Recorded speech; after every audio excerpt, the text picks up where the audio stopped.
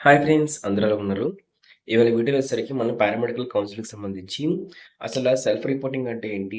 అసలు ఆ సెల్ఫ్ రిపోర్టింగ్‌లో ఏం జేస్తారు? ఎంత టైం ఇస్తారు? దాంతో పాటు సెల్ఫ్ రిపోర్టింగ్ ఎప్పుడు చేయాలి? ఓకేనా? సో, సెల్ఫ్ రిపోర్టింగ్ చేస్తే ఏమైనా ప్రాబ్లమ్ ఉంటదా? సెల్ఫ్ రిపోర్టింగ్ చేయకపోతే ఏమైనా ప్రాబ్లమ్ ఉంటదా? తెలుసుకుందాం. దాంతో పాటు అన్నిటికన్నా ఇంపార్టెంట్ థింగ్ వచ్చేసరికి సెల్ఫ్ రిపోర్టింగ్‌లో మనకు కావాల్సిన 10 డాక్యుమెంట్స్ చూసుకుందామండి. సో, సెల్ఫ్ రిపోర్టింగ్ ఎవరు చేయాలనుకుంటున్నా సరే వాళ్ళు ఖచ్చితంగా 10 డాక్యుమెంట్స్ అయితే రెడీ చేసుకొని ఉంచుకోవాల్సిన అవసరం అయితే ఉంటుందన్నమాట. దాంతో పాటే సెల్ఫ్ రిపోర్టింగ్ అయితే చేయాల్సిన అవసరం ఉంటుందో అప్పుడు మీరు ఖచ్చితంగా కూడా పారామెడికల్ కౌన్సిలింగ్‌కి సంబంధించి రూ. 24,600 అయితే మీరు రెడీ చేసుకొని అయితే ఉండాల్సిన అవసరం అయితే ఉంటుంది. సో, ఈ అమౌంట్ రెడీ చేసుకుంటారనమాట. మీకు సీట్ అలాట్‌మెంట్ వచ్చిన వెంటనే కూడా ఈ అమౌంట్ అయితే మీరు పే చేయాల్సిన అవసరం అయితే ఉంటుంది. అయితే దీనికి సంబంధించి ఈ 2000 మనకి రూ. 24,600 ఎందుకు పే చేయాలి?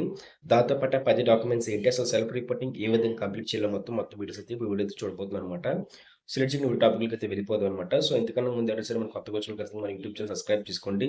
సబ్స్క్రైబ్ చేసుకొని బెల్ నోటిఫికేషన్ అయితే ఆల్‌లో పెట్టుకోండి. అలాగే వీడియో నచ్చితే ఖచ్చితంగా లైక్ చేసి షేర్ చేయండి అనమాట. సో, టాపిక్‌లోకి అయితే వెళ్ళిపోతాం.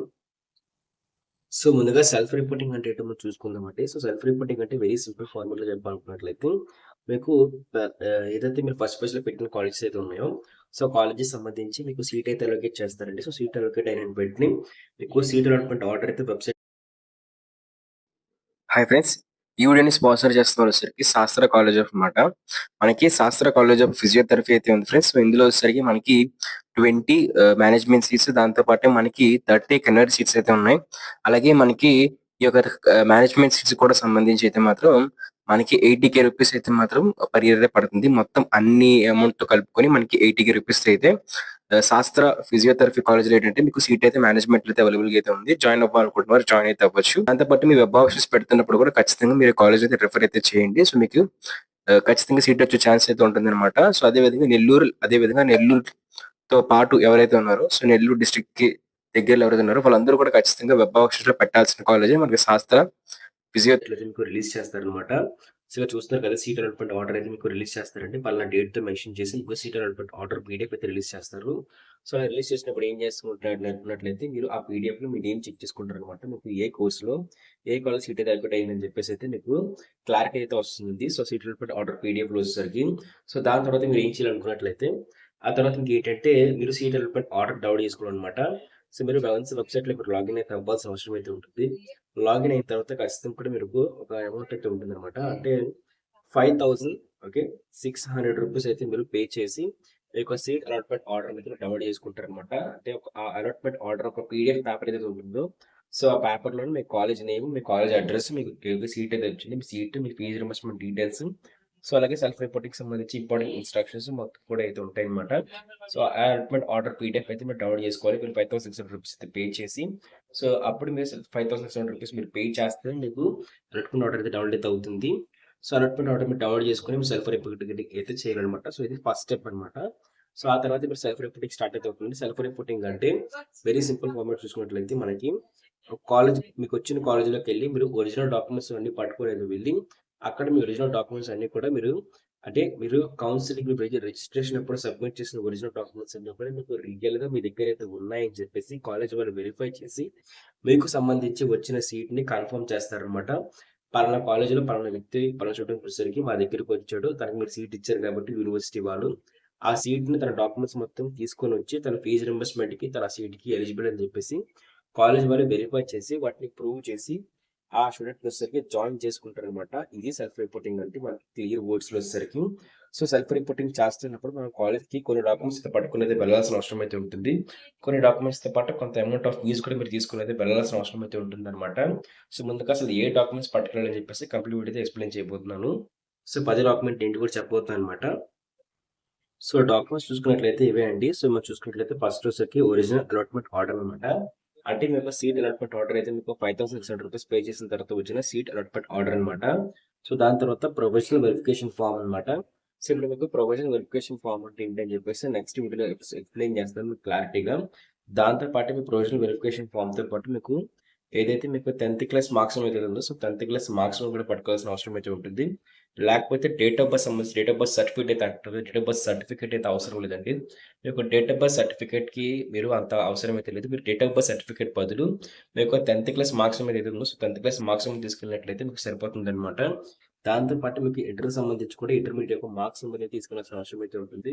ఒకవేళ మార్క్స్ కాకుండా మీకు ఇంకా సర్టిఫికేట్స్ ఉన్నట్టుగా సర్టిఫికేట్స్ కూడా తీసుకెళ్లాల్సిన అవసరం అయితే ఉంటుంది. దాంతో పాటు మీకు ఇంటర్ సంబంధించి టీసీ కూడా పట్టుకోవాల్సిన అవసరం అయితే ఉంటుందండి. ఇంటర్మీడియేట్ యొక్క మార్క్స్, ఇంటర్మీడియేట్ యొక్క టీసీ, 10th క్లాస్ యొక్క మార్క్స్ ఈ 3 అయితే కంపల్సరీ కావాల్సిన అవసరం ఉంది. అలాగే ఒరిజినల్ అలాట్‌మెంట్ ఆర్డర్ మీరు డౌన్‌లోడ్ చేసుకుంటే తప్పిస్తే మీరు సెల్ఫ్ రిపోర్టింగ్ అయితే చేయలేరు. ప్రొవిజనల్ వెరిఫికేషన్ ఫార్మ్ కూడా మీరు తీసుకెళ్లాల్సిన అవసరం అయితే ఉంటుంది. కంపల్సరీ తీసుకెళ్లాల్సిన అవసరం అయితే ఉంటుందండి ప్రొవిజనల్ వెరిఫికేషన్ ఫార్మ్ వచ్చేసరికి. అలాగే నెక్స్ట్ చూసుకున్నట్లయితే నెక్స్ట్ చూసుకుంటే సో ఇదనమాట మనకి స్టడీ సర్టిఫికేట్ తీసుకెళ్లాల్సిన అవసరం అయితే ఉంటుందన్నమాట. సో అది అవసరం లేదు. చూస్తున్నారు కదా, స్టడీ సర్టిఫికేట్ తీసుకెళ్లాల్సిన అవసరం అయితే ఉంటుంది. 6th నుంచి ఓకే 10th వరకు ఏదైతే ఉందో, సో 6th నుంచి 10th వరకు సంబంధించి స్కూల్ చదువుకుంటూ స్టడీ సర్టిఫికేట్ తీసుకెళ్లాల్సిన అవసరం అయితే ఉంటుందన్నమాట. ఓకే ఫ్రెండ్స్, సో చూస్తున్నారు కదా. ఓకే, దాంతో పాటే మనకి నెక్స్ట్ ఏంటి అనుకున్నట్లయితే ఒక నిమిషం. సో అలా మీరు 10th క్లాస్ తీసుకెళ్లాల్సిన అవసరం అయితే ఉంటుందండి. ఓకేనా. 6th నుంచి 10th వరకు కూడా ఇది జీఎన్ఎం స్టడీ సర్టిఫికేట్స్ ఉంటే ఇది అవసరం లేదు. సో ఇది కూడా తీసేయండి. సో ఇది కూడా మీకు అవసరం లేదనమాట. అలాగే మీరు టీసీ తీసుకెళ్లాల్సిన అవసరం అయితే ఉంటుంది. టీసీ దగ్గర 6th నుంచి చెప్పాను కదా, 6th నుంచి 10th. ఓకే, 10th తర్వాత మీరు ఏది తీసుకెళ్ళాలనుకున్నట్లయితే మీరు ఖచ్చితంగా మీకు ఇంటర్మీడియట్ సంబంధించి మీకు ఇంటర్ ఏదైతే మార్క్స్ ఉందో, సో ఇంటర్ సంబంధించి కూడా 2 years ఏదైతే స్టడీ సర్టిఫికేట్స్ ఉన్నాయో, సో స్టడీ సర్టిఫికేట్స్ కూడా మీరు తీసుకెళ్లాల్సిన అవసరం అయితే ఉంటుంది. ఓకే, జీఎన్ఎం అవసరం లేదు. ఆ తర్వాత పర్మనెంట్ క్యాస్ట్ సర్టిఫికేట్ తీసుకెళ్ళండి. పర్మనెంట్ క్యాస్ట్ సర్టిఫికేట్ లో కూడా మీకు 2024 అయితే ఉండాలి. మీకు మ్యాక్సిమం చూసుకున్నట్లయితే ఒక 2 years వరకు కూడా మీకు ఒప్పుకుంటారు అనమాట. 2 years లోపు మీరు అంటే 2023, 2022 అనుకున్నట్లయితే పర్వాలేదు. 2021 అయితే ఖచ్చితంగా రెన్యూవల్ చేసుకోండి క్యాస్ట్ సర్టిఫికేట్ వచ్చేసరికి. అలాగే దాంతో పాటు మీకు ఏంటంటే ఇన్కమ్ సర్టిఫికేట్ కావాలంటే ఇన్కమ్ సర్టిఫికేట్ అనేది కంపల్సరీ కావాలన్నమాట. సో ఇన్కమ్ సర్టిఫికేట్ లేకపోయినట్లయితే మీరు రేషన్ కార్డ్ పట్టుకొని అయితే ఇవ్వాలండి. ఒరిజినల్ రేషన్ కార్డ్ తీసుకోవాలండి. మీరు ఏది తీసుకెళ్ళినా సరే ఒరిజినల్ తీసుకెళ్లాల్సిన అవసరం అయితే ఉంటుంది వెరిఫికేషన్ కోసం. మీరు జెరాక్స్ తీసుకెళ్తారంటే మీరు స్టడీ సర్టిఫికేట్ జెరాక్స్ అయినా 10th క్లాస్ మార్క్స్ జెరాక్స్ అయినా మీరు పట్టుకెళ్తారంటే అవ్వదన్నమాట. ఖచ్చితంగా ఒరిజినల్ తీసుకెళ్లాల్సిన అవసరం అయితే ఉంటుంది వెరిఫికేషన్ కోసం. ఓకే ఫ్రెండ్స్, సో దాని తర్వాత చూసుకున్నట్లయితే ఏదైతే మీకు స్పెషల్ కేటగిరీ సర్టిఫికేట్స్ అనమాట. ఇన్ కేస్ మీరు పర్సనల్ డిసేబిలిటీ మీకు ఏమైనా అంగవైకల్యం ఉన్నట్లయితే ఆ అంగవైకల్యం సంబంధించి కూడా సర్టిఫికేట్ తీసుకెళ్లాల్సిన అవసరం అయితే ఉంటుంది. మైగ్రేషన్ సర్టిఫికేట్ లేకపోతే లోకల్ సర్టిఫికేట్ అనమాట. సో ఈ రెండు వచ్చేసరికి ఏంటంటే మీరు ఒకవేళ మీకు పర్సనల్ డిసేబిలిటీ వచ్చినట్లయితే స్పెషల్ కేటగిరీ సర్టిఫికేట్ తీసుకెళ్తారు. లేకపోయినట్లయితే మీకు ఒకవేళ మైగ్రేషన్ అంటే మీరు ఒక తెలంగాణ వాళ్ళు అయినట్లయితే, లేకపోతే తమిళనాడు, లేకపోతే కర్ణాటక, లేకపోతే మీరు వేరే రీజియన్ సంబంధించిన వాళ్ళు అయినట్లయితే మీరు మైగ్రేషన్ సర్టిఫికేట్ తీసుకెళ్తారండి. సో మైగ్రేషన్ సర్టిఫికేట్ అంటే మీరు వేరే స్టేట్లో ఉన్న వాళ్ళు మాత్రమే తీసుకెళ్తారు. మైగ్రేషన్ సర్టిఫికేట్ ఏపీలోనే చిన్నప్పటి నుంచి ఉంటున్న వాళ్ళైతే అవసరం అయితే లేదనమాట. మైగ్రేషన్ సర్టిఫికేట్ వచ్చేసరికి సో ఇవన్నీ మీకు కావాల్సిన 10 డాక్యుమెంట్స్ వచ్చేసరికి. దాంతో పాటు నెక్స్ట్ చూసుకున్నట్లయితే సో అసలు మీరు 2000 మీరు మొత్తంగా చూసుకున్నట్లయితే 24,600 రూపీస్ అయితే పే చేయాల్సిన అవసరం అయితే ఉంటుందండి. అయితే ఈ అమౌంట్ ఎలా పే చేసి ఎందుకు పే చేస్తారు అనుకున్నట్లయితే మీరు 5,600 రూపీస్ వచ్చేసరికి యూనివర్సిటీ ఫీజు పే చేస్తారనమాట. ప్లస్ మీరు 19,000 రూపీస్ వచ్చేసరికి ట్యూషన్ ఫీజు అనేది కాలేజ్ పే చేస్తారండి. దాంతో పాటు మీకు వీలైనట్లయితే 10,000 అమౌంట్ కూడా ఎక్స్ట్రా తీసుకెళ్ళండి. ఎందుకంటే వాళ్ళు ఏమైనా ఎక్స్ట్రా ఫీజు అనేవి తీసుకుంటారు కాబట్టి. సో అప్పుడు కూడా మీకు అవన్నీ చాలా ఇంపార్టెంట్ అనమాట. సో వెంటనే మీరు అరేంజ్ చేయలేరు కాబట్టి సో మీరు కొంచెం ఎక్కువ అమౌంట్ తీసుకెళ్ళండి. బట్ మినిమం మీరు 24,000 అయితే మాత్రం 24,000, 25,000 అయితే ఖచ్చితంగా రెడీ చేసుకొని పెట్టుకోవాల్సిన అవసరం అయితే ఉంటుంది.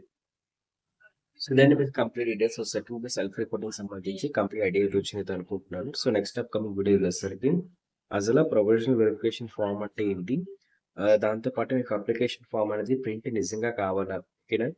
సో అప్లికేషన్ ఫామ్ ప్రింట్ నిజంగా అడుగుతారు. దాంతో పాటు మీకు fees payment receipt 5,600 rupees fees payment receipt ఎలా డౌన్లోడ్ చేసుకోవాలి. దాంతో పాటు మీకు ప్రీవియస్ సంబంధించి ఏదైతే 19,000 సంబంధించి ఏదైతే మీకు అప్లికేషన్ ఫీజు కూడా మీరు ఖచ్చితంగా డౌన్లోడ్ చేసుకోవాలి లేదా అని చెప్పేసి సో కంప్లీట్ వీడియో ఇస్తాను అనమాట. సో అంటే అప్లికేషన్ ఫామ్స్ ప్రింట్స్ ఎలా తీసుకోవాలి. సో ప్రొవిజనల్ అప్లికేషన్ ఫామ్ కానివ్వండి, ఓకేనా. సో నార్మల్ అప్లికేషన్ ఫామ్ కానివ్వండి, లేకపోతే మీరు ఫీజ్ పేమెంట్ రిసిప్ట్ కానివ్వండి, లేకపోతే మీరు యూనివర్సిటీ ఫీజ్ పేమెంట్ రిసిప్ట్ కానివ్వండి. సో అవన్నీ కూడా ఎలా డౌన్లోడ్ చేసుకోవాలి, సో అవన్నీ ఇంపార్టెంట్ కాదు అని చెప్పేసి సో అప్కమింగ్ వీడియో ఎక్స్ప్లెయిన్ చేయబోతున్నాను అనమాట.